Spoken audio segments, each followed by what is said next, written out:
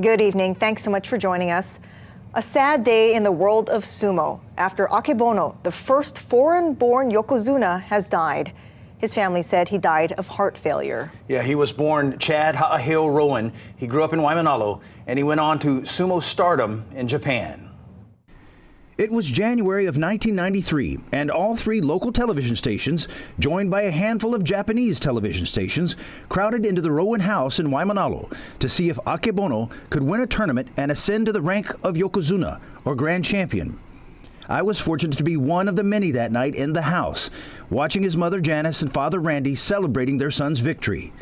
History was made in January of 1993 as the man from Waimanalo reigned in the ancient sport of sumo. In the early 90s, Akebono, along with fellow local boys Konishiki and Musashi Maru, brought the traditional Japanese sport to an all-time high in popularity around the world, including right here in Hawaii. In the mid-90s, the powerful trio helped bring a two-day sumo exhibition to the Blaisdell Arena in front of sold-out crowds, officially stamping Hawaii as a sumo-starved state. Hawaii would tune in every 2 months to watch the grand champ in chase of tournament after tournament.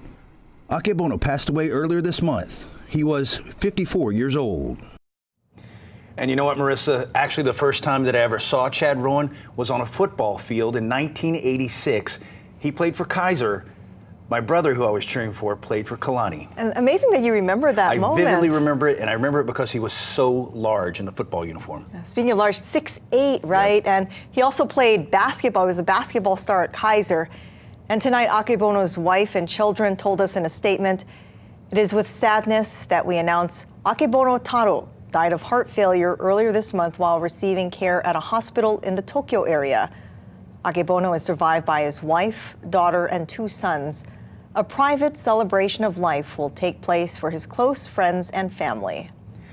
And Governor Josh Green released a statement on the passing of Akebono. He says in part, "Jamie and I share our community's sadness over the passing of Waimanalo's Chad Rowan, a champion in both the land of his birth and his adopted island home. He served as an ambassador for Hawaii in Japan, and his legacy will live on." And some of you may remember that huge statue of Akebono created when his family opened the sumo shop in Waimanalo, and that's the family's hometown. And it was a statue that really welcomed you. Yeah, and by a strange twist of fate, that statue remains in Hawaii, and it serves as a greeting into a restaurant in Waikiki. This is a story that's new at 9.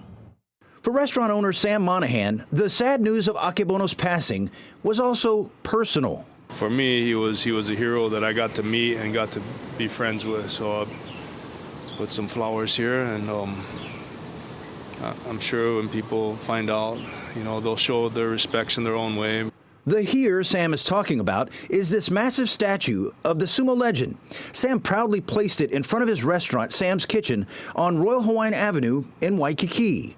He really upheld the Hawaiian warrior spirit, even though he was a really gentle guy. Yeah, I mean, he was scary. It's the biggest, huge, that's his actual size, that statue behind me is his actual size. And besides the title of grand champion, Sam says he was proud of the chances the young man from Hawaii took, fearless in all he did.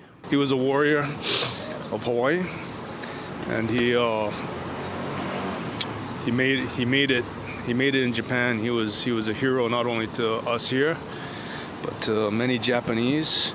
And he kept pushing himself to do different things. And I was always proud of him, as I'm sure everybody that followed him was. A trailblazer who left an indelible mark on an ancient sport.